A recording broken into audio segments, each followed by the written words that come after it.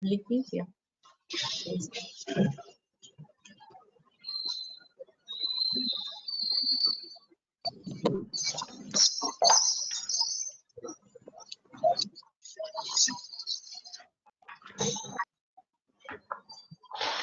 Over to you, Dr. Sushma. Yeah, thank you, Aditi. I'm just sharing the screen.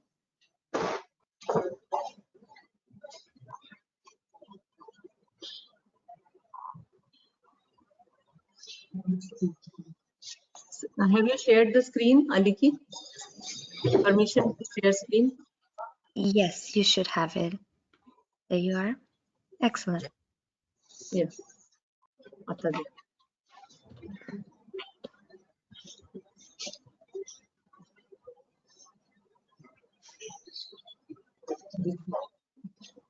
Is the screen visible now? Yeah. Yes. Thank you. Thank you.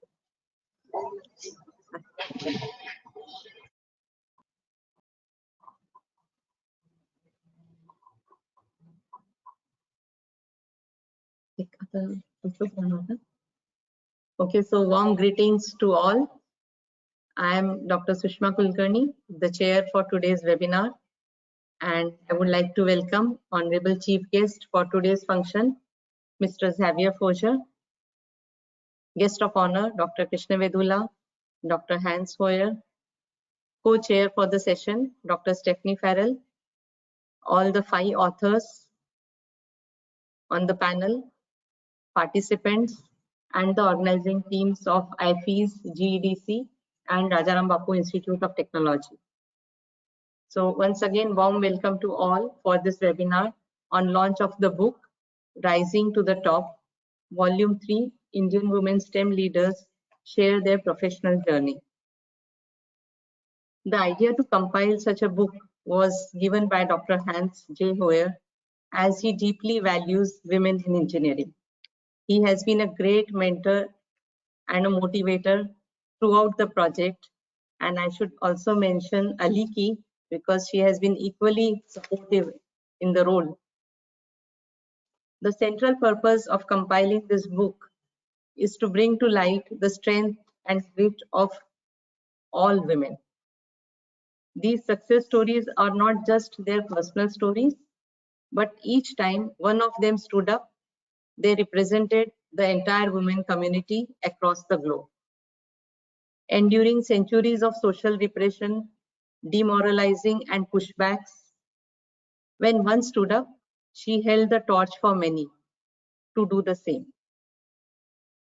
The beauty of this book is that we try to bring in representation from all across rural India, small cities, big cities, towns, suburbs, different caste, religion, communities, rich and poor.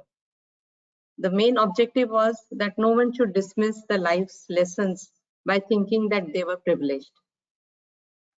So looking at the diversity in India, we have tried to cover north to south, east to west. The vision of this book is to reach that girl in that far away land and instill hope and motivation in shared space and sisterhood. If this book can make her believe that if they could, I too can, I would believe that the vision of this book is fulfilled. To each one of the ladies who hold this book, know that it is not just a book, it is a beacon of hope and light. To each man who holds this book, I would like to say, be kind and have faith. To each person who believes in growth and progress, know that each story is a possibility. Make way. To each and everyone who supports our mission and shares our vision, we would like to say thank you for your trust and belief. I am glad that today we are conducting second webinar in the series to introduce 5 co-authors of the book during the launch of this specific book. Our outline of the webinar. So it will start with the purpose of webinar, which I've already highlighted. There will be introduction and address by Dr. Stephanie Farrell. Then followed by Stephanie Farrell will introduce Mr. Xavier Mishra and Dr. Krishna Vedula. Both of them will have their address for 5 minutes each. Then there will be book launch. After that, there will be introduction and discussion with the panelists.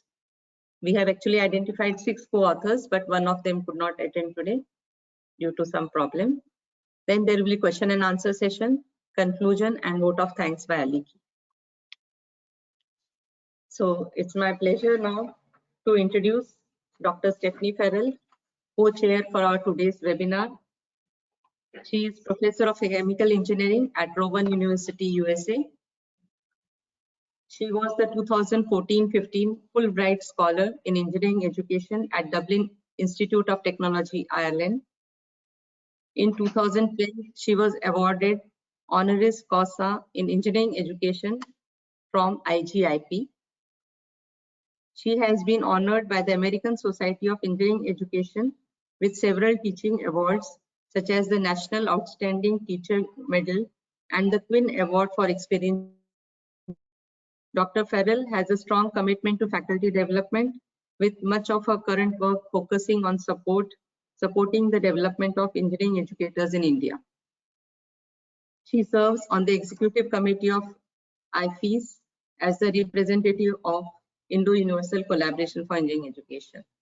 So with this brief, I hand over to Dr. Stephanie Farrell, a warm welcome and for her short address, followed by a request that she should introduce our chief guest and the guest of honor. Over to you, Stephanie Farrell, please.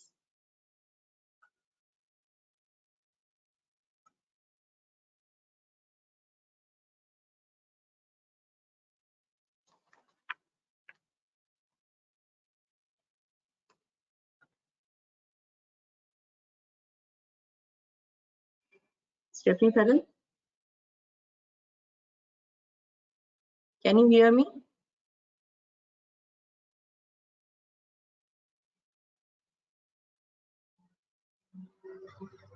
I think she got disconnected.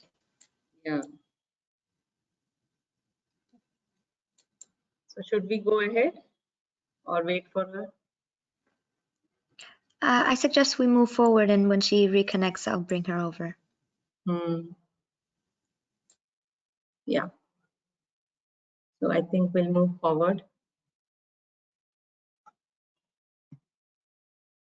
So I would like to introduce Mr. Xavier Mishra, a great mentor and a supporter of this book, Rising to the Top, and a believer in gender equality. Mr. Xavier Mishra is the Global Academia Programs Senior Director, Dassault Systems. To introduce him in brief, he started his career at Dassault Systems in 1990 as Sales Area Manager, Germany, then Europe. In his next position as Senior Consultant for Dassault Systems Automotive Competency Center, Xavier implemented cooperation models with several car manufacturers and suppliers in Germany, France, and Korea. He also led a group of experts in automotive process innovation with a special focus on advanced engineering practices for several global automotive companies. Early 2003, Xavier Mishra created Dassault Systems Academy, the corporate organization supporting skills in product lifecycle management and in 3D design by means of global and local education and certification programs. Prior to joining Dassault Systems, he was working for the French Embassy in Vienna, Austria, to promote scientific and technological cooperation between various Austrian and French education research institutions. So, thanks a lot, sir, for accepting our invitation. And over to you. I request you to please address the participants. Over to you, sir.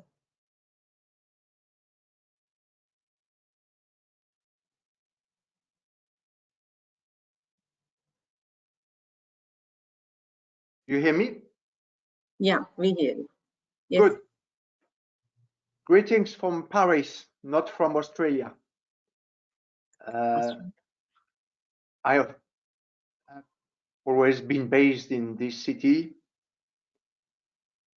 half time with India, to exaggerate a little bit, I spent a lot of time in this amazing country. And the place where I am currently is my employer, Dassault Systems. The purpose of this company is to provide individuals and businesses with 3D experience universes to harmonize product, nature, and life. The products that humans do, nature in which we live, and life. If this is the purpose of a company, it is easy to attract talented young women. It would be more difficult if we would just say we develop computer applications, which is also, of course, what we do.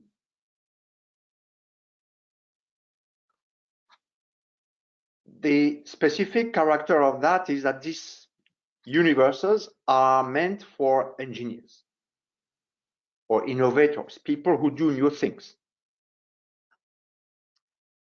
And this whole positioning, this whole motto has brought us as a company 20,000 people worldwide, including several hundreds in India, to the position where the parity index of the company, which is an index used by some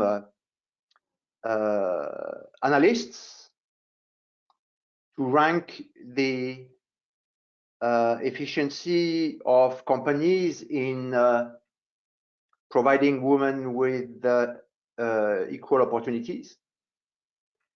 The parity index of the company now is 95%. Maximum is 100. Yes. This, of course, and we have hard time reaching 100 because we merge, we incorporate new companies on a very frequent basis. So they arrive with their own rate, which is not always as good as the one that we find with us. But anyway, we keep catching up, and this index is a very good one in terms of an employer. It is due also to the fact that we provide virtual universes. Among those 20,000 employees, most of them are women. No, excuse me, most of them are engineers. So it's even more difficult to hire women engineers. The proportion of graduate women is smaller. So we work, of course, with universities to help in their initiatives to promote enrollment of women. But here we have a first difficulty coming from high schools. The proportion is weak globally. I'm not speaking specifically for India, where it is not that bad. It is weak in high school because young girls make their decisions very often on their representation of the jobs and the studies, which are just wrong. They're outdated. They see industry jobs as we could see them in the 19th century. And their families do so as well. And this is an issue for us, Dassault Systèmes as a company, because it is an issue for our own industry customers. We have a good index, but they have difficulties to improve their own index. So any initiative that could sustain a better proportion of women in every step of the pipeline, not just in university, but before, is welcome. This book is one of these instruments that is something we're very happy to sponsor, because it serves this objective. That's why also in that book there is a story of one of my colleagues, Renuka. She tells her story from graduating in BITS Pilani up to being an executive in Dassault Systèmes, managing teams of men, not just men, but also men, in a very technical, very industrial, very business-oriented situation where science and business are meeting.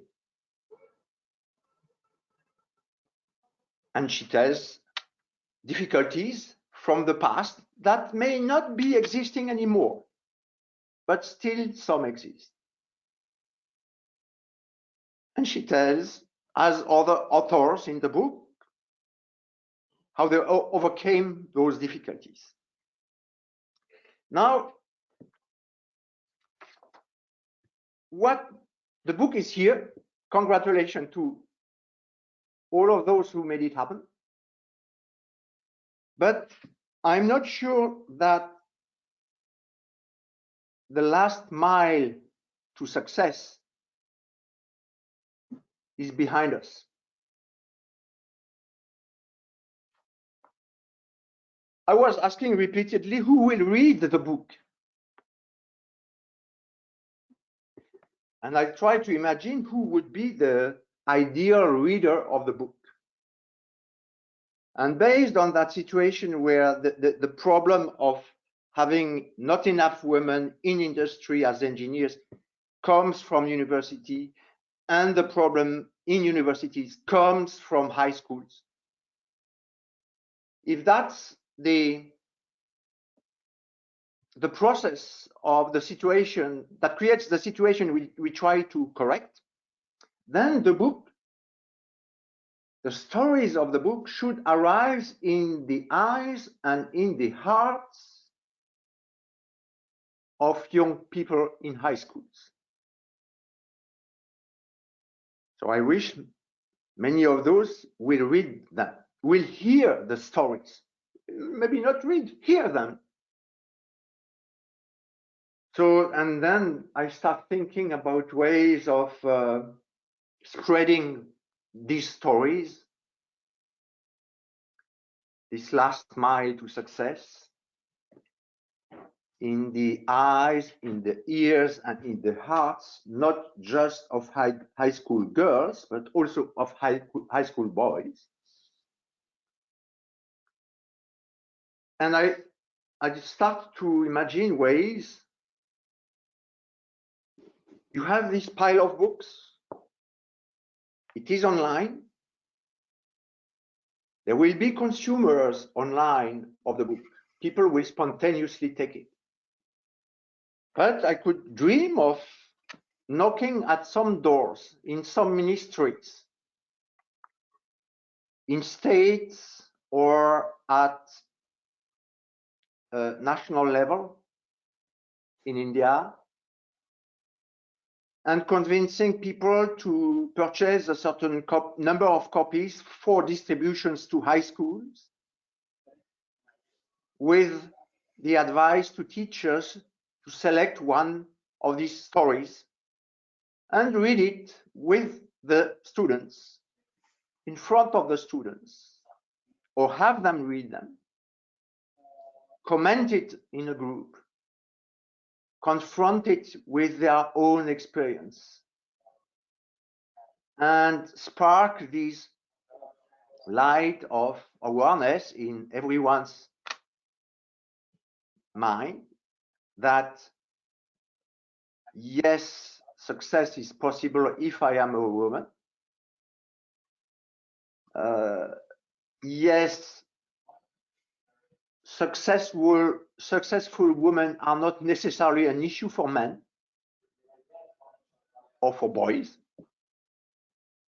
These are all things that you find in the stories, and this is why I think it could have that very bright effect if it can go to that final step to the ears, the eyes, and the minds of high school students. Thank you. Thank you, sir.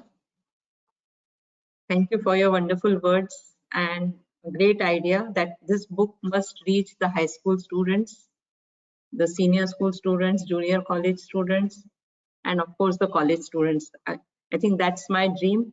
At least in India, every university should have this book in their library. Every junior college should have in their library, and as you have suggested, it should be read. One chapter has to be taken up and there has to be a group reading, peer discussion over it, so that boys or girls, they will both feel the need to work together and support each other. Thank you so much, sir. Thank you. Thank you. So now it's my pleasure to introduce Dr. Krishna Vedula. He is my mentor. He is my source of inspiration. I don't know what words to use. Whatever I am today, I think it's because I met him at the right point in my, career, and that's how I could shape it. So he is co-founder and executive director of Indo-Universal Collaboration for Engineering Education, IUCE, a great movement in India to transform the engineering education. So he is a BTech, IIT Mumbai, 1967, MS from Drexel University, 1969, and a PhD from Michigan Tech University, 1980. His degrees are in materials and metallurgical engineering.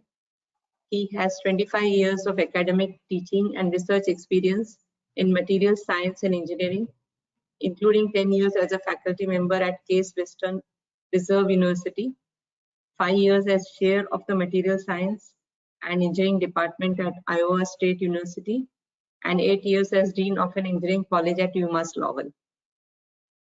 In addition, he has spent 2 years managing federal research and educational programs. Dr. Vedula is co-founder and executive director of IUCE. He is well recognized globally for his contributions to engineering education, research, administration, and outreach. I will use one word: transformation in engineering education in India and of course globally. He is internationally recognized for his research in processing and properties of material for high temperature applications, with particular emphasis on powder processing and intermetallic compounds and environmental effects. So once again, thank you, Dr. Krishna, for joining us, and it's over to you for your address.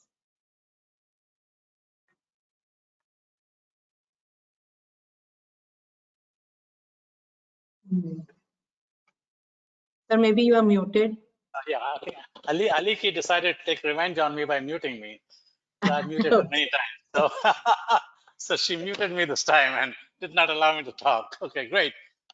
Fantastic. I'm really excited to be here, folks, and I really would like to, to listen to the young ladies who are in this book and are waiting to talk to us. So I'm really excited for that part of it.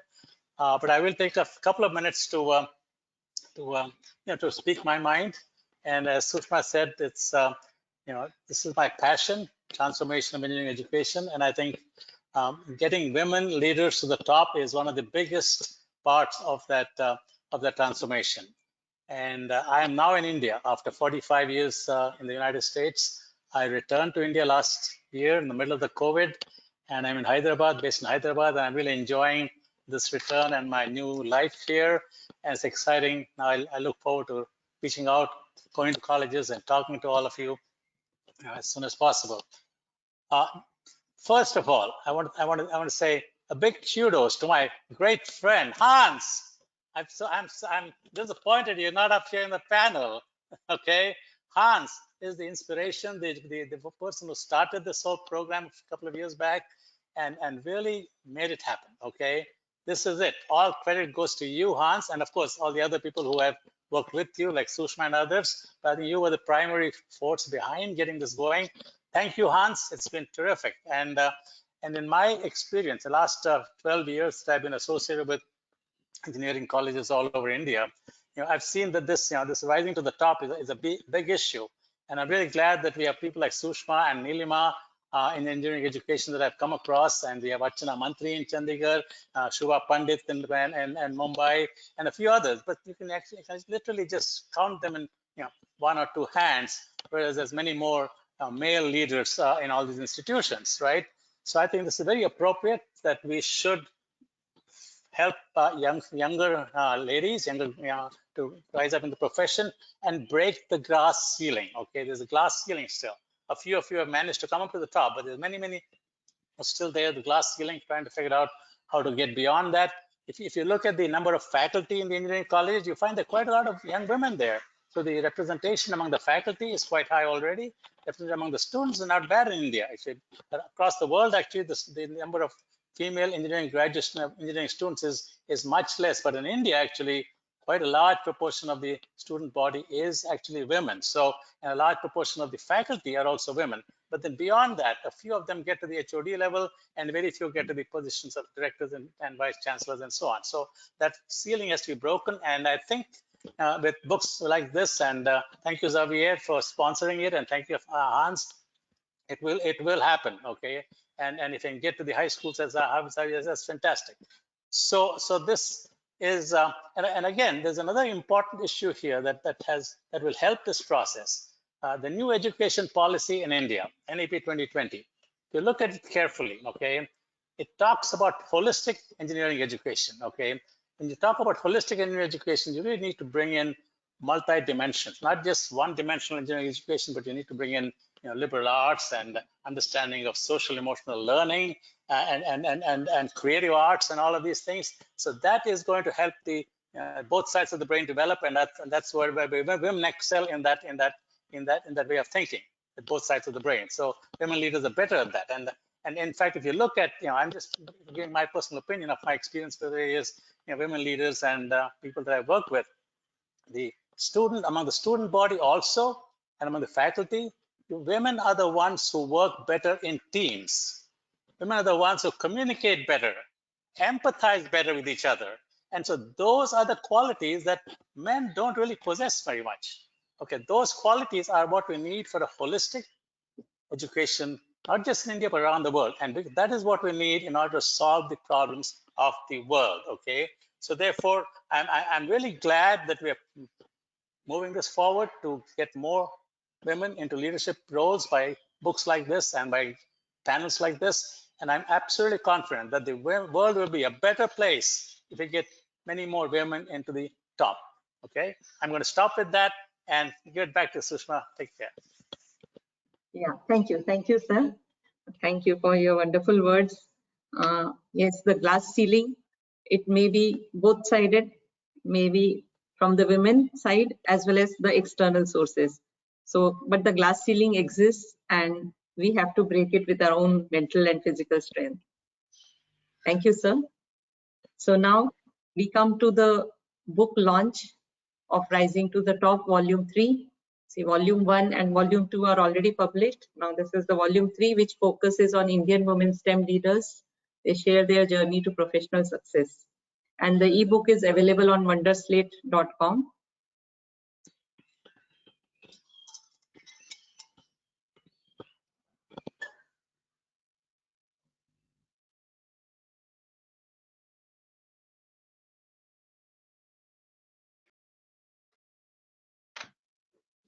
So Now the book is available. This is a screenshot you can see on the Wonder Slate. If you go click on the wonderslate.com, you will see the book. Indian, it is ₹200. For outside India, it is $5. And very soon we are going to be there with the hard copy also. And it will be available on Kindle, Kobo, Amazon.in, Flipkart, and a lot of other platforms. I'm sure you will all have a wonderful reading of this book. And of course, it will be a source of inspiration for you, your daughters, your sons, sisters, So please share it with everyone. We would also like to thank all the sponsors who have supported this book, starting from Arcelec to Dassault System, Huawei, UMBC, USC, Viterbi, IUC, CTI, ABET, Sponsor, University Emerging Technologies, Indiana State University, and Portuguese University. Now, coming to our program today on panel discussion. So we have these 6 wonderful women today selected out of 30 to talk about their own book chapter in this book. Unfortunately, Ms. Hardevi Vazirani could not join us today because of some mishap in her family. So we'll start with Mrs. Neelima Palla. She is a managing trustee, Gayatri Educational and Cultural Trust, India. Then we will move on to Ashvini Danigond. Mrs. Ashvini Danigond, she is founder and CEO. Manorma Info Solutions Private Limited, she is an entrepreneur. Dr. Mrunal Jadhav, she is the principal of Sinhagad Institute, so Venutai Chavan Polytechnic, India. Dr. Ekta Singla, she is associate professor, Mechanical Engineering Department, IIT Rupar, India. Mrs. Jyothi Joshi, associate vice president, Quality and Operations, Huawei Technologies, India Private Limited. And Ms. Hardevi Vazirani, she is head of corporate development and strategy, Schaeffler India Limited. So we'll start with Mrs. Neelima Palla. So ma'am. Here. Graduate in electronic power system. She took voluntary retirement as a divisional engineer from electrical department of Andhra Pradesh government. Now she is working as secretary in her family-run Anurag group of institutions. And with her commitment, she has transformed her institution into university just within a decade. So ma'am, should I ask you the question now? Yeah, thank you ma'am. Thank you all. So, while compiling, my first question to you is, while compiling this book, we found that no matter what background the woman is coming from, whether rural, urban, rich or poor, there is a commonality of the problems like family operation, marital demands, workplace mistrust, etc. Do today's women on their journey to the top face similar problems or there are new ones? What is your perception of women working in your institution? Thank you for the chance for the co-author in this book and at the same today's session. What I feel, today's women maybe these whatever I referred in that, maybe the marital demands, the family apprehension, or the workplace mistrust. Today's women are also facing the same, but the degree may be less. Even still today, there is a family apprehensions, means in some of the families because of maybe rural or urban kind of thing, or maybe rich or poor. In some of the cases, now every family in even India across the globe, they are sending their kids, means the women, they are sending their girl child to the schools, they are giving good education, and they are entering into the workplace also. So much of women are workforce is available. To that extent we achieved, but still there are some of the challenges still are like that only. Compared to my generation, the present generation may be facing less challenges less degree of those kinds, means the family understanding may be more now because of the total family.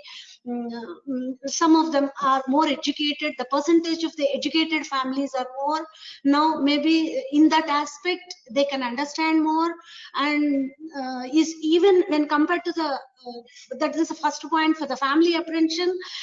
It's the degree come down to 60%, 70%, maybe it come down. But the second thing, that the marital demands come into that point, I think still it exists. Still the role of the woman, the children taking the things, or the family responsibilities, still they are with the woman. Even in what my field, even in my institution, our faculty, if I discuss, still those responsibilities, those duties. For example, if their kid is sick, who has to take the first step? Means the mother only. They need to take care of their kid, like that. Their exams are there, their family. Still, those are maybe understanding families are there. The supportive system is good. Compared to my generation, now it's moved better, but still they are feeling the. I feel still they are little need to be improved. In the third place, mistrust at the organization, means I think in my case or in my organization, what I feel, if any, whoever good for that post, means who is comfortable, who are interested in that way, we will choose the that position, and not the male or female. It's not like that. But in some of the cases, what I discussed with my staff and my colleagues or my peers or seniors, then in some of the institutions it may exist, but in our institution, I'm happy to say 50% or more than 50% are leadership deans, and my registrar is lady.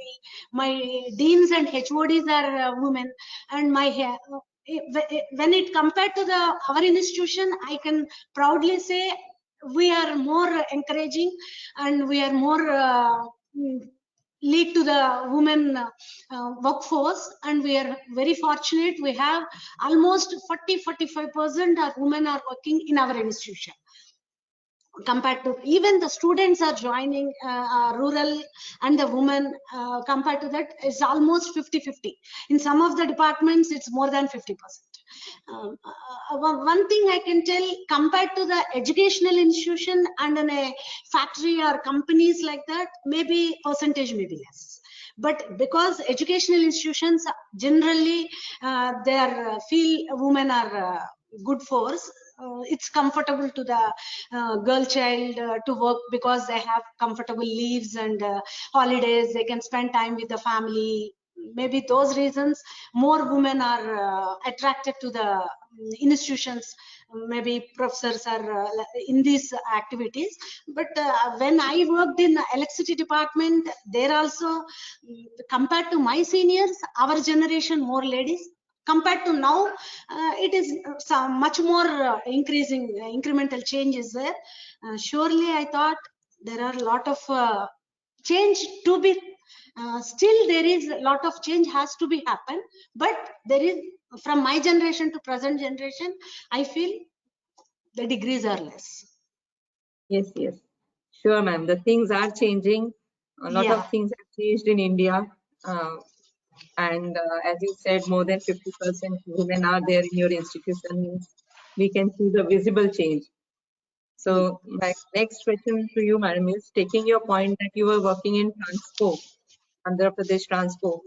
So you have mentioned in your book too, that you are surrounded with men, like a lot of male counterparts to work with. So as a working woman, we find that women do everything that a man does. But then woman does it differently. Like somewhere you have mentioned in your book that how intricately you used to think, and your ability made the damaged things work when you were in that Andhra Pradesh Transco. And you have also described some of the obstacles, some of the situations, hardships which you had to face when you were working in the electrical department. So can you share something out of that? Thank you, ma'am. when I worked as an assistant engineer, I joined in Transco department.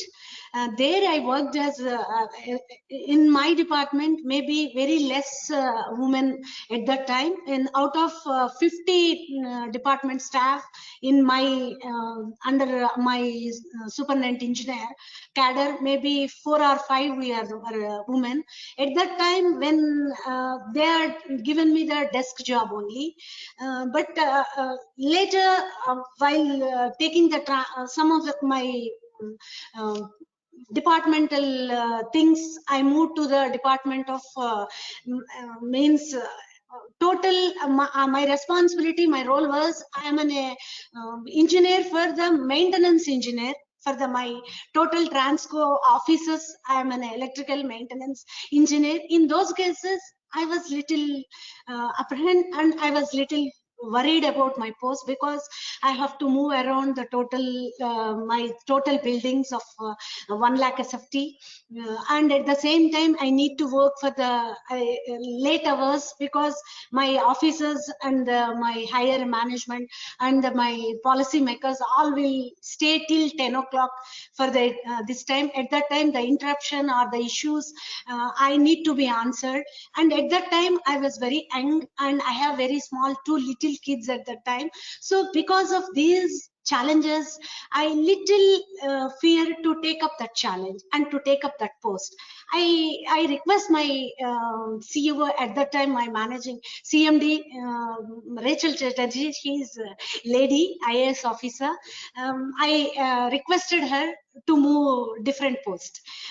Immediately she she had given me good support and she encouraged me, and at that time she was no, you take up the job whenever you feel discomfort after 1 month or 2 months. At that time, surely I will consider your request, but you join in the job. With her support and that confidence what she have on me, and she supported and she encouraged me at that time, immediately I taken the job. Otherwise, I applied a leave for 2 months. I was searching for another post for the transfer of that post to another post. But after immediately her guidance and these things, immediately I had taken the job. But I never faced any such kind of things. I managed very nicely, and I under my control there are 40 to 50 male employees are under me. Means maybe 4th class employees or lift operators, electricians, all these are under my control. Technicians, they are not that much educated too.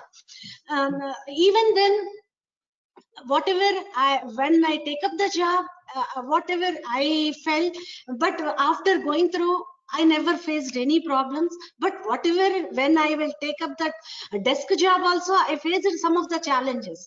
Compared to that, it's not a different thing. But successfully, I completed 3 to 4 years in the same post. I thought of only 1 month I want to do this job, but successfully I completed 4 years.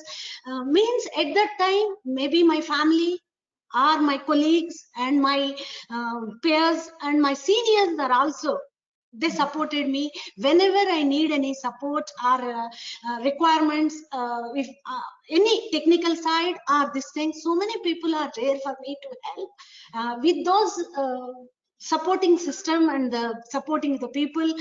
Really, I received a best award as an for my outstanding. I did one used systems, means air coolers. I used it for the our air conditioning of our entire building.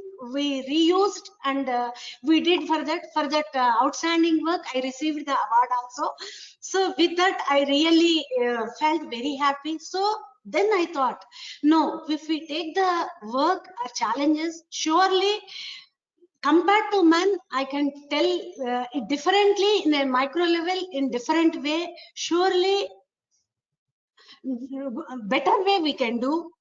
That is my experience.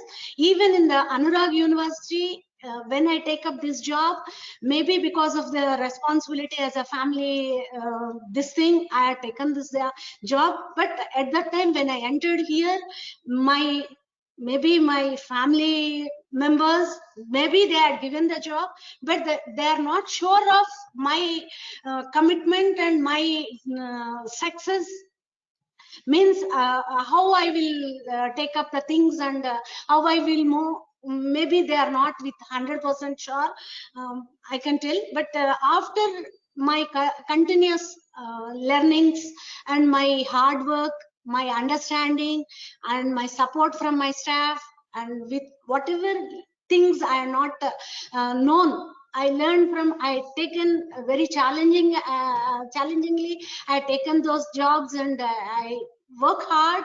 I known the subject, even the timetables, how to frame the timetables, how to frame the curriculum, all these things, how many credits we have to allot, all these things are new when I entered to this organization. But I learned everything with less time only. Surely I can tell, with our sincere commitment and our hard work, we are open to learning the things. It is very easy to take up the things, and we can succeed in every job. What these things are my view about this thing. Thank you, Neelima madam. I'm sure you are a learner, lifelong learner, and if we put you in any role, you do your best because of your own commitment. Thank you so much, ma'am. Thank you. Next, I would like to move to Mrs. Ashvini Danigond. She is founder and CEO of Manorama Info Solutions Private Limited, India. So welcome, Ashvini madam. Ashvini madam, can you hear me?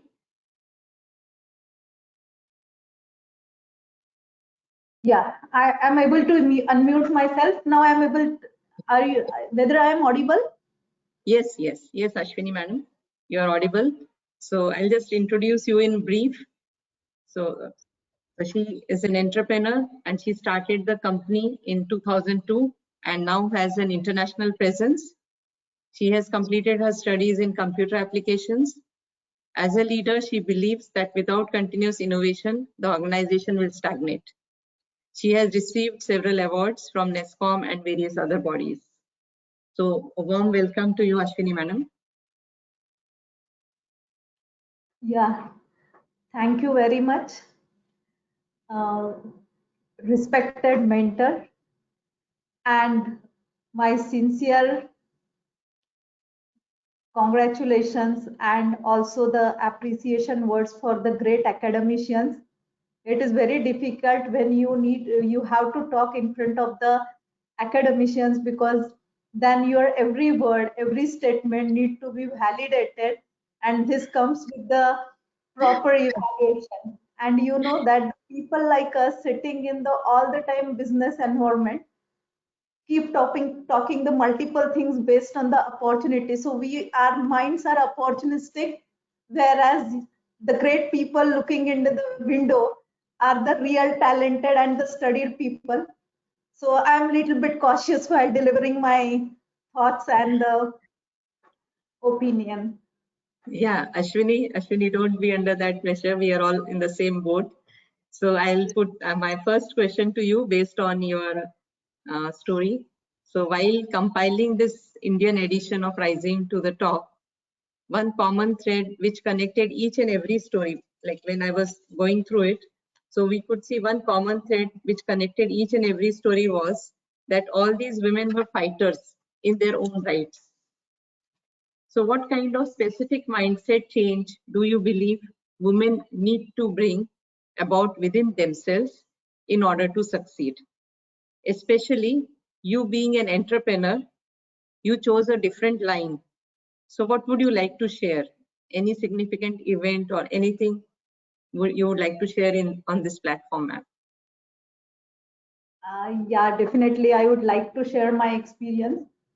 So being an entrepreneur is simultaneously a challenging and exhilarating.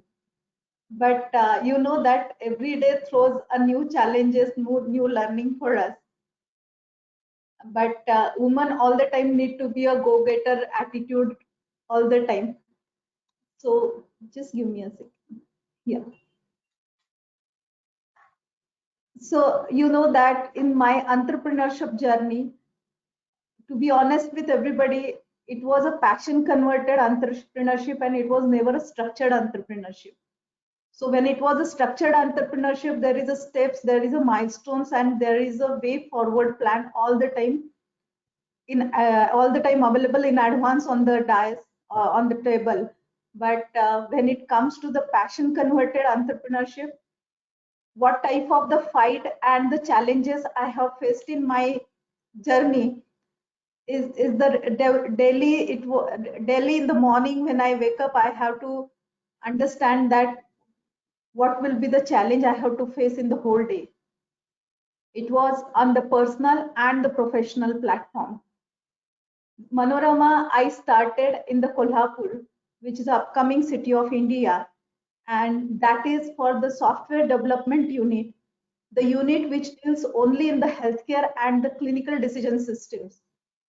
So it was again another challenge which I have openly introduced in my life, to establishing a business of software industry in Kolhapur.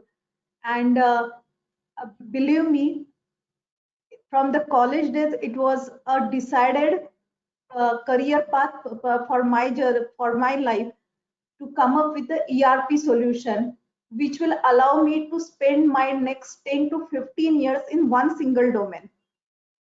So selection of a domain which will equally allow me to get into the detailed knowledge of that product, and same time identify the market for to sell and sustain in the environment, was the two challenge in front of me. That is on the professional front.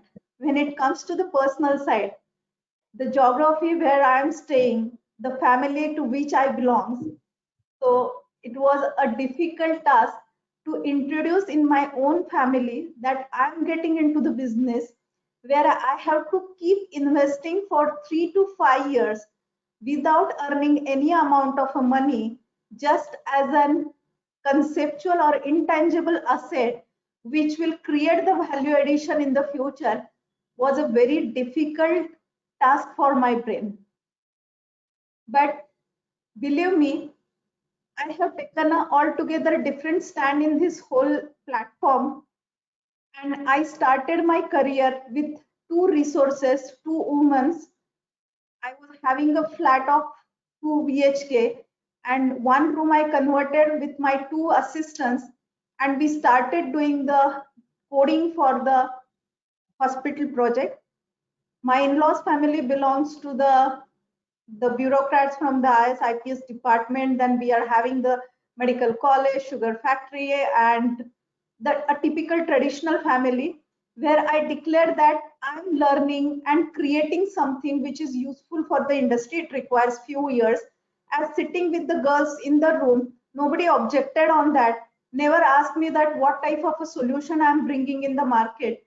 And that was the journey started, and my project started in 2002, launched by a ERP product in 2006, and till 2009 it was a 75% women employees in the organization. All are the females, all are the girls, and all are with the same problem and same challenges, who are daily trying to fight and come up with the solution. But believe me, the journey started with the unstructured platform, has given us a different shape for our business entity. The team who started the career with me in 2002, the ladies are now with the kids of 13, 14 years of the children, and we grown together. And now it is a simple equation or example in the market. Business challenges, personal challenges, or any challenges, everybody has a completely overtake that solution, that challenges, and everybody has a solution. So currently in Manorama, if you ask me, there is a no area or no problem which was untouched by our group. So we have touched all the challenges, all the problems, and now completely in the mood like, okay, what is the challenge? Let's come together and find out the solutions. And that's the journey we have come together. And specifically thanks to Rising to the Top and the GEDC's initiative, and special thanks to Sushma Madam, because the one brain or one initiative which will address the thousands of women and the challenges, because I believe the lady from the India or overseas, the challenges is in the life in a altogether 5-7 verticals. It may be allocated more in other percentage, like foreigner may have a more challenges in their personal lives and they have to deal dedicatedly work only for the professional priorities. In India it is a vice versa, we give a more priority to the personal challenges and then try to structure the professional achievements around that. So I think this is the question which you asked, ma'am. The fighter, we were a fighter in the early 8 years, 10 years, but now we are a solution provider. Give us a challenge, we are there with the solution. Yeah, Ashwini, we really admire you. You are a leading industrialist in our region now, a big name. And that's why I thought I should feature you in this book. So just the connected question with it is that, like, when I was going through your chapter, you have written about, like, you developed your software, but then it took, I think, 3 to 4 years to sell it first time, because Right. that was the time when the software industry was just coming up. So on any occasion on your journey to the top as entrepreneur, reaching out to the emerging markets, international markets, did you feel like giving up? What did it take for you to not to do so? Yeah. So, ma'am, as you rightly mentioned, like the place where I am operating, we are the leading software company from Kolhapur. But undoubtedly, we are the top 3 healthcare solution provider in all over India now. So that's the journey we completed in the last 17 years.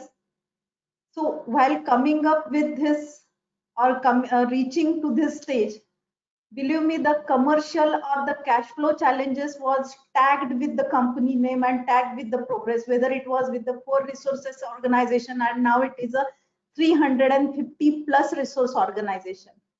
When it comes to the entrepreneurship, the entrepreneur is equivalent to manage the cash flow and run with the financial challenges, what I believe in my whole journey. And why I'm addressing that in this forum prominently, because getting a funding and believing on the female or the ladies in the family to go for a loan application and get the funding sanction is all the time it is a challenging.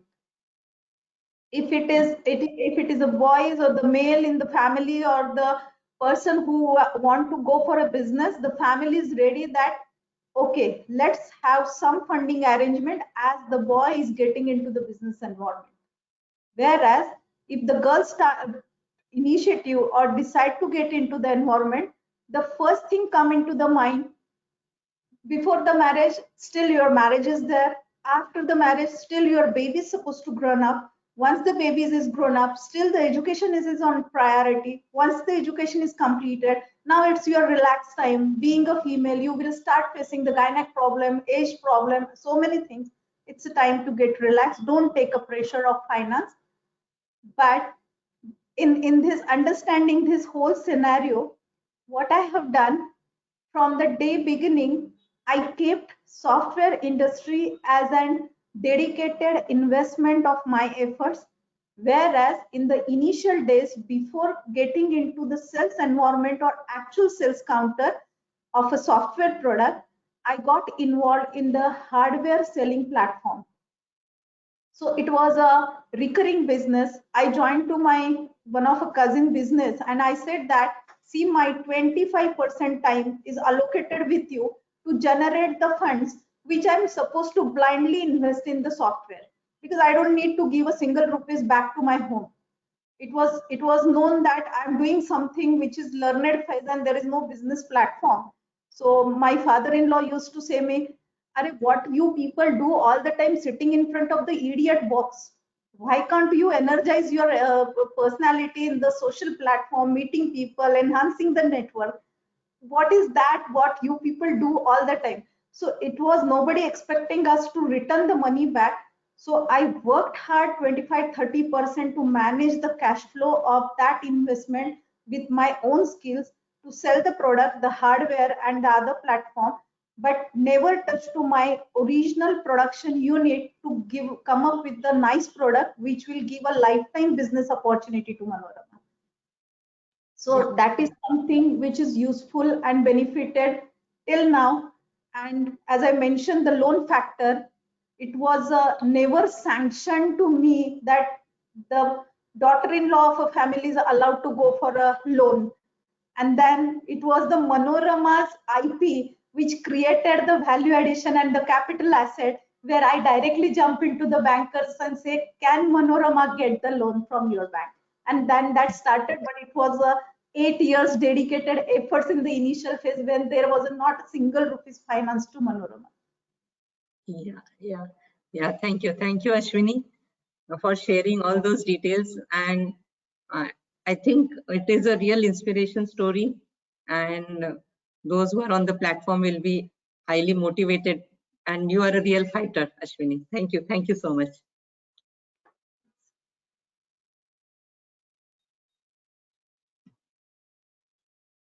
Yes, thank you very much, Sushma ma'am, and my sincere congratulations, and happy to have a group like you people.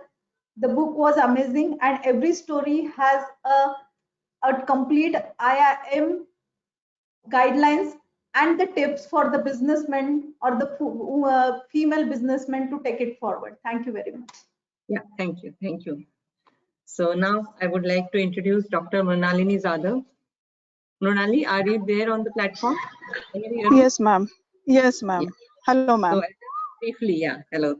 So I'll just briefly introduce. She is a graduate from RIT and has completed her master's in hydraulics and PhD in environmental engineering from Symbiosis University, Pune. Currently, she is working as principal at Sinhagad Institute, Venutai Chauhan Polytechnic. She has published 28 research papers and is actively involved in research work. So Mrunal, I know you since you were my student in RIT, and it is really wonderful to see you rise to the top and become principal. So my question to you. Ma'am. Thank you very much, ma'am. Yeah. We are a little bit short of time, so be brief, and I'll also ask you questions. Yes. Okay. Yeah. So during Okay, ma'am. Yeah. So my first question to you is, during engineering, you were the only girl in the class. Tell us about the life learning and the growth and the confidence you gained by interacting with the opposite gender. Yeah, good evening, everyone. Actually, I did my engineering in 1993, so it's a long time ago. And in that time, civil engineering is the field for boys only. So in my class, I was the only one girl, and in our department, Sushma ma'am was the only one lady engineer, civil engineer. Okay, so initially, I was a very shy girl because I came from a rural area, and I hesitated to talk with the subordinates of my class. That is, all male boys were there. So. Actually, initially it's very difficult for me to cope up with all this situation. But as the time passes, everyone become friendly with me. My classmate used to interact with me and extend any kind of help. So it really helped me to come out of my fear. And as the time passes, professors also used to give me a lot of importance because I was the only girl in the class. And that time, actually, what I can say, there was a lot of respect for women. So everyone gives respect in the college, and especially Sushma ma'am did a lot for me. Actually, she became my mentor, my philosopher, guide, and everything. And because of her only, I become a little bit confident and can stand in front of all these boys. All the classmates and teachers played a very major role in my life. During our college days, we used to participate in different activities, and everywhere I got the importance because I was the only one lady in the class. So all this, what I can say, confidence is not built within a day. It builds throughout these 4 years. So in this way, everyone tried to groom me, and it happens. And the confidence I gain by interacting with all these wonderful people. Thank you, ma'am. Thank you. I know it was a tough time for girls in the rural college with all Yes. around, ready to tease why you want to become engineer. But then another short question and a short answer I expect, that you are Yes, working yes. for 10 years now. You have written in your Yeah. chapter. So Yes. initially you had the challenges. So can you share some incident where you could overcome that challenge? Just in Yes, brief. definitely. Definitely, ma'am. Actually, I joined this Sinhagad Institute in 1996. That time, I was joined as a lecturer, and in 2008, I promoted as the head of the department when I completed my ME master's degree. And at that time, again in our department also, we have only two lady teachers, and others are the male. As we all know, our country is a male dominating country, and everywhere there is a competition and a jealousy and the ego problems. So due to that, I face a lot of problem because of the senior male persons. But what I did, I just tried to ignore everything and just try to move on, just focusing on my work. And uh, as the time passes, I actually worked as a head of the department for 10 years, almost 10 years. So for first 2 to 3 years, I faced a lot of problem. Means ma- male colleagues will not cooperate with me. Sometimes they try to give me discomfort. So with there are some people who help me a lot in that. Our founder president, Professor Navle sir, and ma'am, Dr. Sunanda Navle ma'am, uh, mm, they supported me a lot, and because of them only I can completed my PhD. And when I completed my PhD, I got the post as a principal for the institute. Now, when I was the head of the department, initially everyone hesitated to talk with me, or they don't want female as a leader. Okay, so I just try to ignore them, and I just try to find out the different ways. Now, assign the work to the person who are interested in that particular work, and accordingly, I just want to create a helpful or friendly environment for the department. As the time passes, after 3-4 years, they know all the capabilities or the qualities, and they accepted my leadership, and again everything will go smooth. Again they become friend. So it's a lovely journey from HOD to principal. Hello, ma'am. Thank you, Mrunal. Yeah. Yes, Mrunal, I thank you, know ma'am. the challenges are there. Yes. Yeah. I just want to thank you, GEDC, for giving me the opportunity for writing the chapter in Rising to the Top, Volume 3, and especially thanks to Sushma, ma'am. Thank you, ma'am. Thank you very much, ma'am. Thank you, Mrunal. I'm proud of you. Yeah. Yeah, thank you, ma'am. So next, Stephanie Farrell, are you on the platform? Or I should continue? Yes, I am. I'm here. Can you hear me okay? Over to you, Stephanie. Yeah. Thank you. It's my pleasure to introduce Dr. Singla. Dr. Singla is an associate professor in the mechanical engineering department at IIT Ropar. She grew up in Chandigarh, the eldest of 3 siblings, and she's progressed to the role of department head while maintaining a work-life balance and following her own interests. So I'm going to start with the first question, and that's about your growing up. So your father was a central government employee and your mother was a housewife, and they brought you up to be a very successful and independent woman. If you look back at their parenting style now, what aspect of their parenting style do you think really allowed you to grow, and especially at a time when a career for women was not the most common thing to nurture?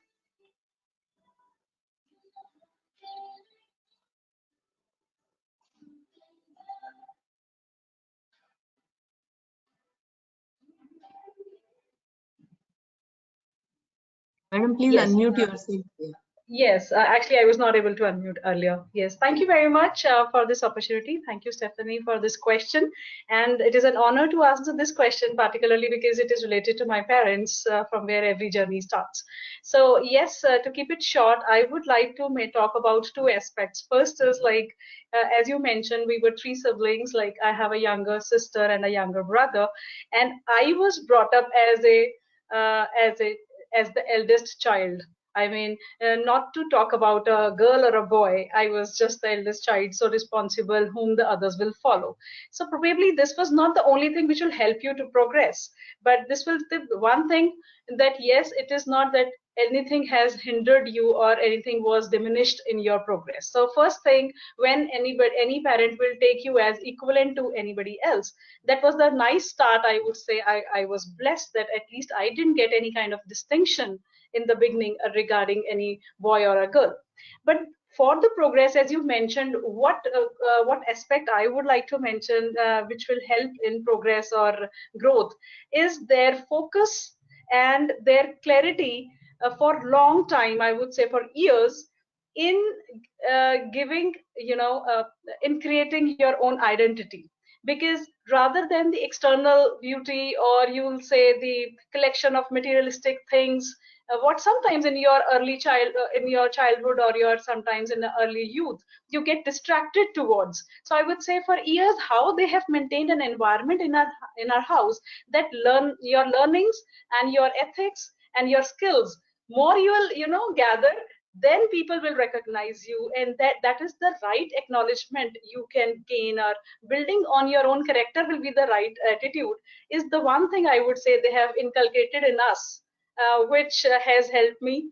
And I am really blessed to have that clarity in the beginning itself, because in the beginning we were thinking, oh, why they are not helping us, to buy some kind of pretty things in the market, why they are thinking these are not so things to be assembled, but to build on your character is the best thing. So I would say how easily we have grasped things that was possible, because they have created an environment for which they had given their input by keeping the discipline in the house. So I would say, so this is all building the character, may it be ethics, may it be working on my skills. That has become a habit now, and that habit is so that, okay, collecting more achievements and working on my own and working on my personality become a blessing. So I would say that that was the aspect. Thank you. Thank you. Yes, those foundations are so important. I had one question about your decision to switch. You originally started in textile engineering, and then mechanical engineering just kind of happened serendipitously. And I'm sure that the readers would love to hear about that and what advice you might have been given about mechanical. Yes, thank you. Thank you. This question, certainly, as I've written in my book itself, the entire story, that how I have switched from textile. It happens, you were right in the beginning when I was looking for the selection of my direction for engineering. First of all, the direction of engineering was exactly, it's not, at least in India, we know it's not always your choice. It's a choice of your, in totality, your society, your parents, everybody thinks that what I should be, because I'm good in studies, so I should go in engineering or doctorship. But somehow I knew that the creativity, the fine arts, etc. was for me. Anyway, I had to leave that. I was into engineering, and and before that, while selection, I would like to mention that me and my father were simply striking off mechanical and industrial. In our times, we didn't have computers, but the brochures, if you remember. So in the brochures, I had simply cut down because everybody had, given us the idea that no, this is not for women. So we were like, okay, this is not for girls because of noisy environment, as Xavier has mentioned, all those thinkings that because of, say, it is full of machines, everything. But particularly in my first year of textile engineering, when you are already, you have the exposure of many of the courses, that time I could realize that I am liking, although I had distinctions in electrical also, but being the topper of the class, I got a chance of, stepping into, of upgrading my program. So I had the option of mechanical and electrical. Everybody was expecting that I'll take electrical, because girls, they are more suited for that. But I was like, I never enjoyed the circuits, although I got distinction in that course. Then how can I love that during my lifetime? So I was thinking that I really love the challenges of machine drawing and machine designing, and everything has really, maybe because of my internal interests, etc. So I took the decision that even if I'll be alone in the class or something, but even if it is unusual at that time, but I would like to go for mechanical. And I remember the entire scene which was created because nobody was expecting. And yes, so I think it was all because of my interest. You can say I took a risk at that time, or everybody, you were right, people were talking about you will be alone in the class, you'll be alone in the hostel, no help, no assignment help, in the future no job is secured, and particularly you are not sure about what you will do and how you earn.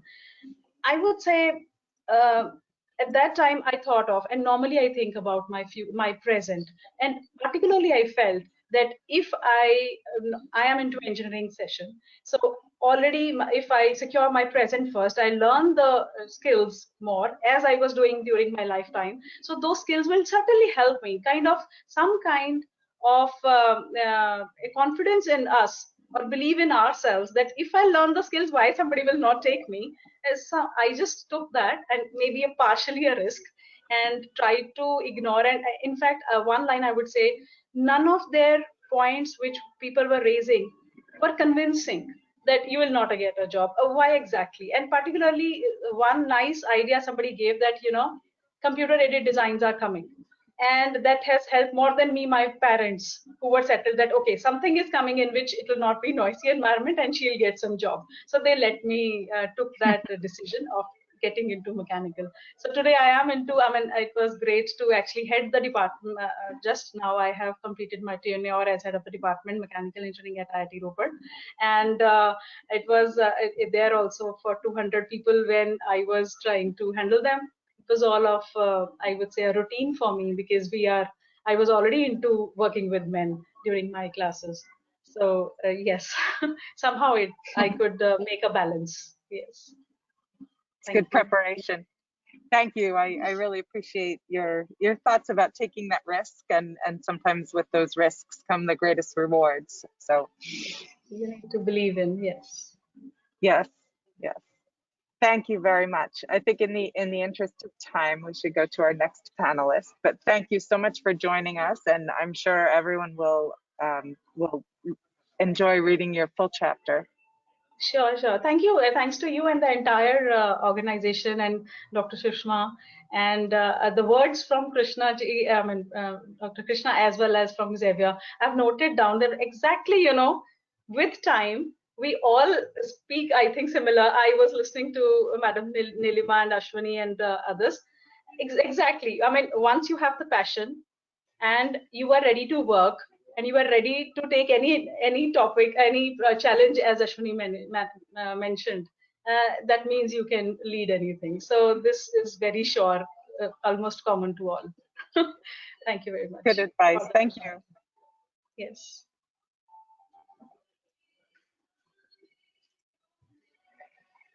It's now my pleasure to introduce Mrs. Jyothi Joshi. She's the Associate Vice President for Quality and Operations at Huawei Technologies in India. She was born in Secunderabad and grew up with two sisters. She derived her inspiration from her father, who was an engineer, and her strength from her mother. And I want to start by asking a question about your early years and developing your skills for the professional world. So you mentioned a very pertinent point about the constant learning and upgrading for survival in the professional world. And so I was wondering, how do you think as a professional and as women leaders, we can encourage women to get into that mode of self-development?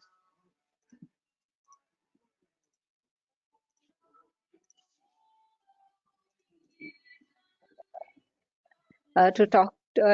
Thanks all of you to have me here as part of this whole session to share my experiences. Okay, I think from a self-learning or a self-development, I think that is a part of every individual, right? I mean, I think self-development is a key to survival. And at the ground level, I think we do the self-development every way, be it in cooking or parenting. I think every day we have to learn something. And in my particular industry, especially in the software, I think Ashwini will also agree with me that things are changing so dynamically. I mean, ever since I have graduated in 1995 till today, there's a new language every 2 years. There's something new coming up. There is cloud based, and there's AI. I cannot tell you the kind of technology advancement that has happened in the last 25 years that I've been in this professional field. And I think, and recently we all have seen the pandemic. We have seen new ways of working now. I almost 25 years I've worked in office, and last 2 years I'm at home. I mean, and still we need to manage business. I mean, there cannot be any loss, there cannot be any revenue loss. Profit should be on all-time high. So I think if we have to survive in this ever-changing world, in this constantly demanding, fast-paced world of the software and technology, there is no alternative to self-development. I mean, this is not only applicable for women. I think it is applicable for any person at this time. And for women, especially if we don't do this, women generally face a lot of challenges, self-made or otherwise, where we always want to take a path where we stop working, or we take a lesser important roles. But I think if we need to be competitive and we need to survive, it is important that we dedicate at least half an hour to 1 hour per day for self-development. Otherwise, in this world, it's very, very difficult. We will not survive. So that is some learning that I have realized. I mean, what I have learned in engineering in 1995, maybe the basics remain the same, but today what we actually do is very, very different. So I think the only way is self-development and self-improvement, constant learning, and that is the way to go for any individual in the new age or new era.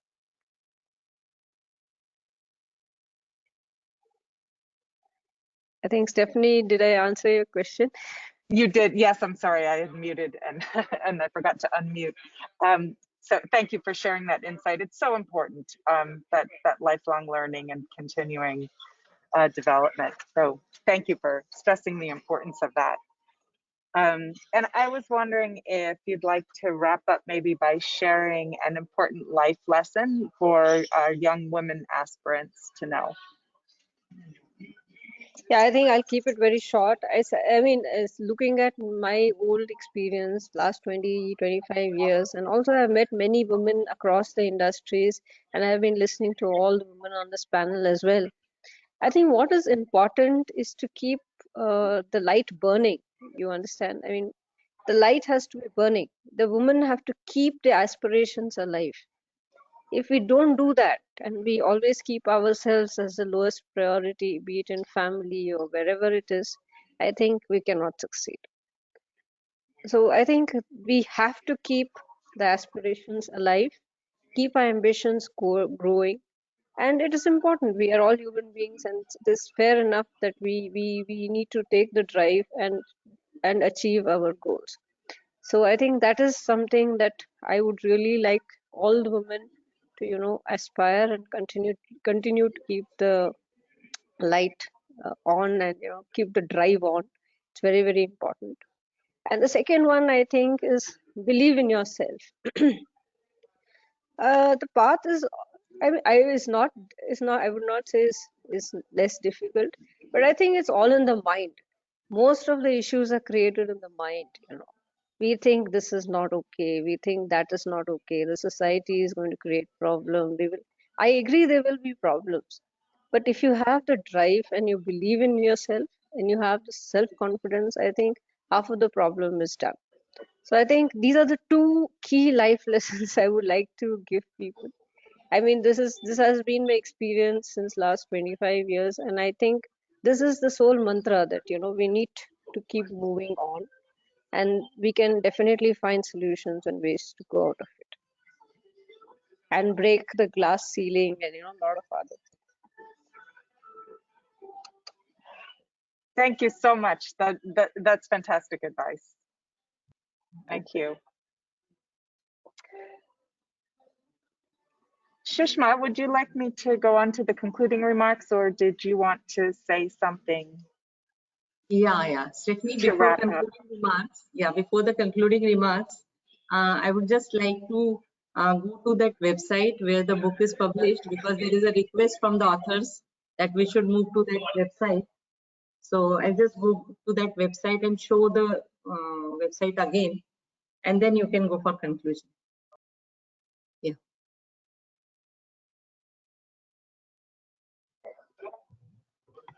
Thank you so much. And I just wanted to take one quick minute to share a little bit why this book is so important to me personally. I think that we're all well aware that women face barriers in the professional workforce and are especially underrepresented in STEM fields. So some of these barriers to participation are shared by women around the world, and some are more specific to the particular cultural context. And in a discipline that focuses so much on technology, I think sometimes we lose sight and we don't pay enough attention to the stories of the people who really are the profession. So I deeply appreciate all of the authors who shared their personal journeys, their struggles, their conflicts, and the successes of their lives and their careers, and making it safer for others to do the same. So thank you, a big, big thank you to all of our panelists and all of the authors of this edition of Rising to the Top. Yeah, I'd thank also you. like to. Yeah, thank you, Stephanie. And we are just trying to show the link of the book for our authors as well as all the listeners on this platform, all the participants, so they can easily go there.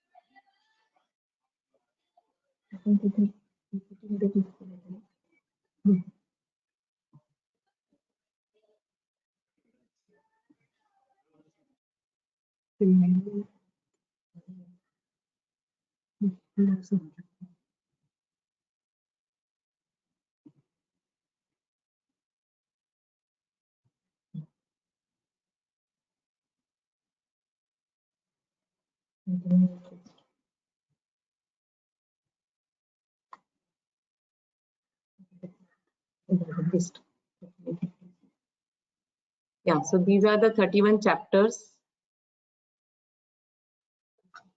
I hope you can all see this screen. Is the screen visible? Yes. Yeah.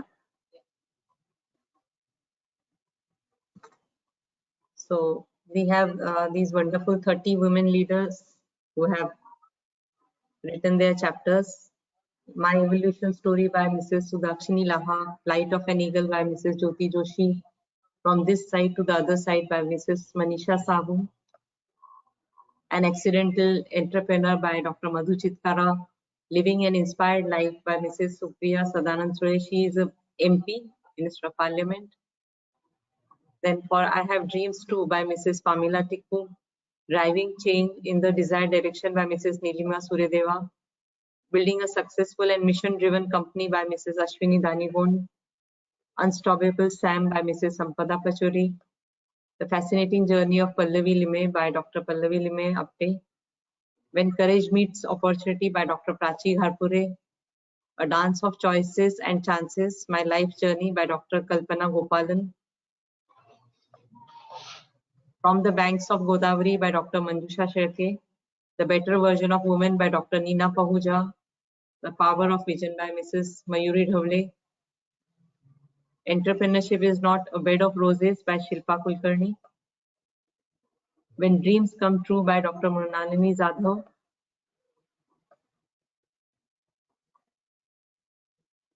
A Stubborn Girl's Journey to Success by Mrs. Archana Srivastav, Vidyut Kanya by Dr. Madhuri Joshi, The Free Spirited Rebel by Dr. Manali Shirsagar,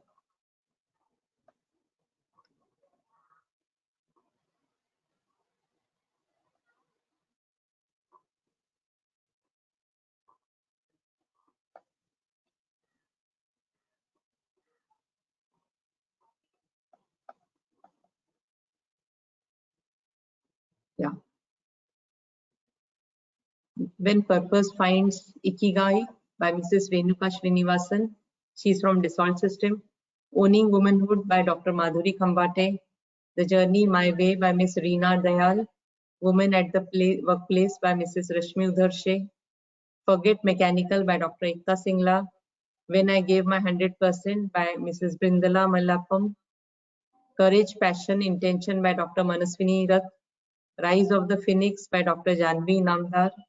Learn, Grow, Change, Repeat by Mrs. Hardevi Vazirani. Journey Towards Successful Leadership by Dr. Divya Nala.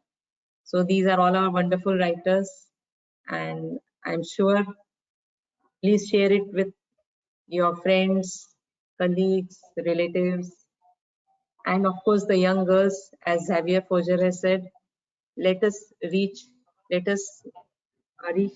girl who is in school, who is in senior college, who is in junior college, so that it will make them believe that, okay, I can also do it. So Vazirani madam could not join. As I said, she has some family mishap. And now it's open for questions to participants. But I don't think we have time for questions. But maybe one question we can take. Anyone who would like to ask question? I would like to make just a comment, not a question. Yeah. After listening to all of your talks, I'm really amazed. Great experience. And I kept thinking, what does it feel like to be a woman doing all of these challenging things that all of you did? And initially I thought I would use the phrase, it is difficult to imagine that. But then I said, it's not just difficult, it's impossible. It's impossible for men to imagine what women go through. I just wanted to make that comment. And then women tend to lead with the team.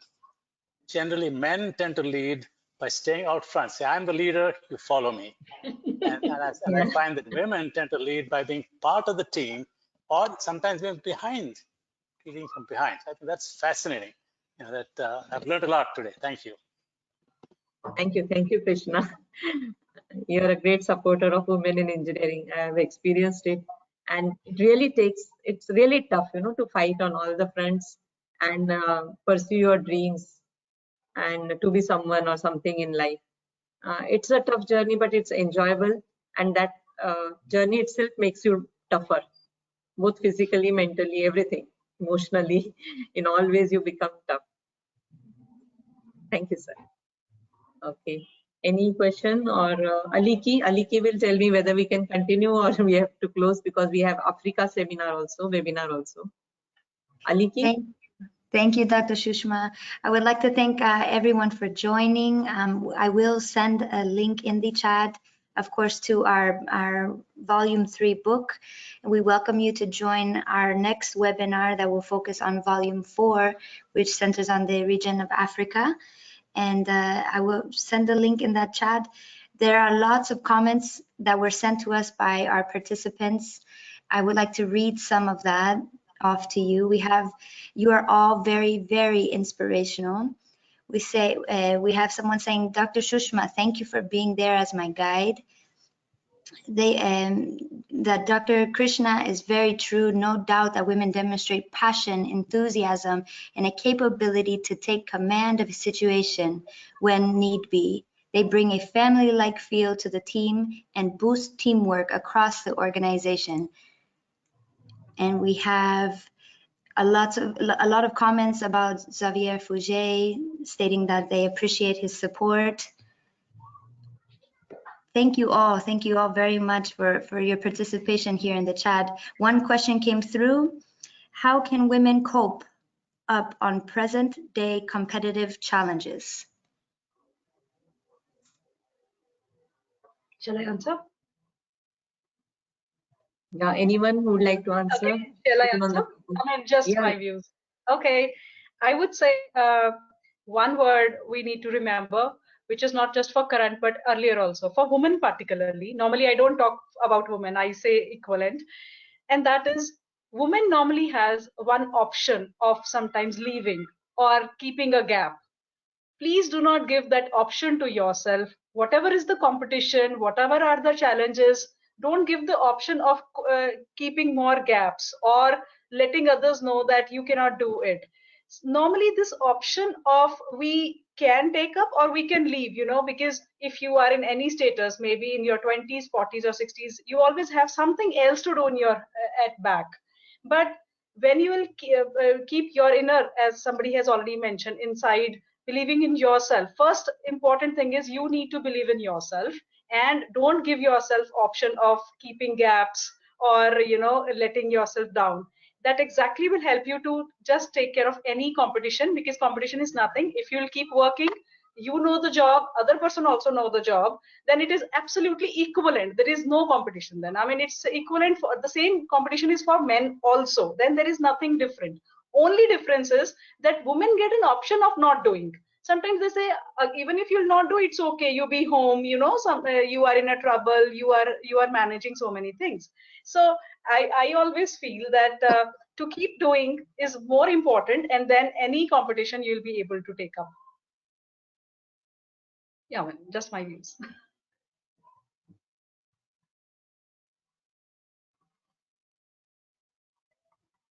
Yeah, Aliki. Thank you, Ekta. Wonderful answer. We have to avoid those gaps in our mind and pursue mine our also. yes. Yeah, thank you. Aliki? Yes, thank you, Sushma. I want to elevate a quote here that I have from Dr. Jadhav. She mentioned that classmates were friendly and that made her come out of her fear. And I really, really love that quote. I wrote it down quickly so as not to forget, because it to me represented the importance of bringing all these women leaders here together for this book, for this webinar, that friendliness, that compassion, that support system that makes you come out of your fear. And I want to ask the panel, what would you do in your life now if you didn't have any fear holding you back?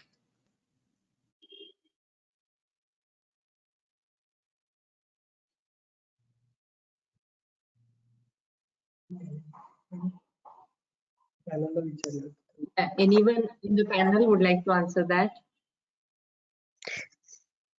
Maybe I would have joined the army. Yeah. Because I think my father he has been somewhere working with the military and that kind of thing, but somehow certain fears, I would definitely would have joined the armed forces. I would have loved to do that. Okay. Anyone else? I think Ashwini, in her story herself, has said that she was fearless. That's how she could pursue to be an entrepreneur and take a lot of challenges. I think most of the women are fighters and they overcome their fears, and that's how they can rise to the top.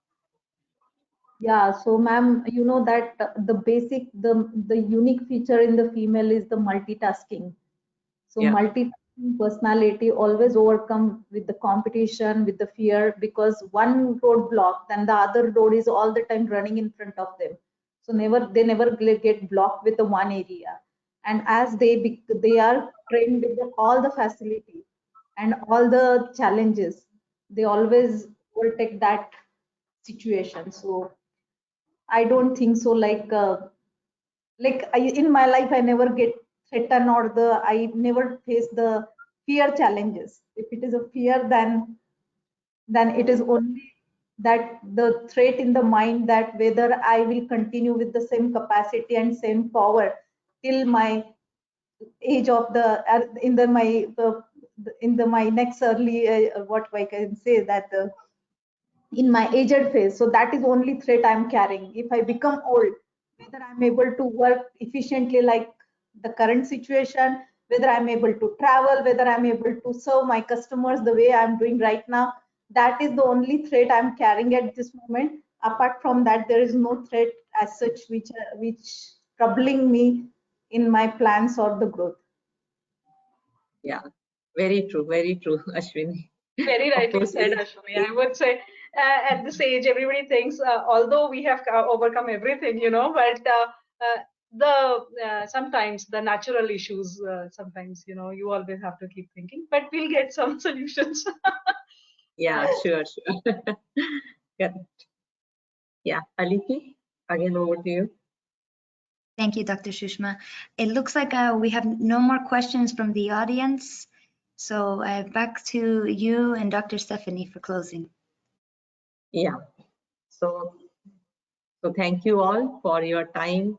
And of course, I would like to thank the panel members especially and the chief guest, Mr. Xavier Mishra and Dr. Krishna Vedula.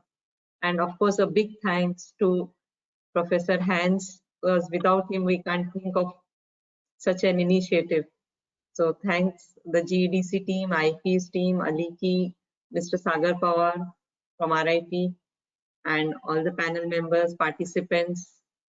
A big thank you for giving your time and making this webinar an interesting one. Thanks. Thank you all. Thank you. Thank you very much. Thank you. Thank you very much. Thank Stephanie, also the co-chair. Stephanie, I missed out. So thank you, Stephanie, for being there despite your travel schedule and everything. Thank you so much. Thank you all. Thank you, Shushma. Stay safe and healthy. Peace be with all of you. Bye. Can we have a screenshot? Aliki, have you taken a screenshot? I'm happy to. Yeah, please do it, please. Yeah, I would request everyone to please switch on their videos.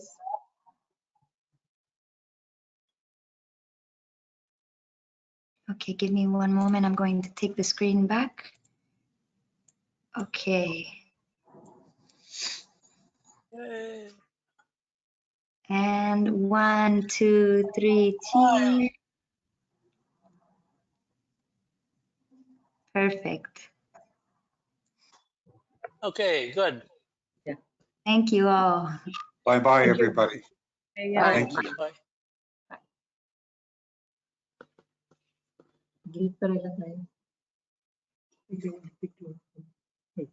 Bye.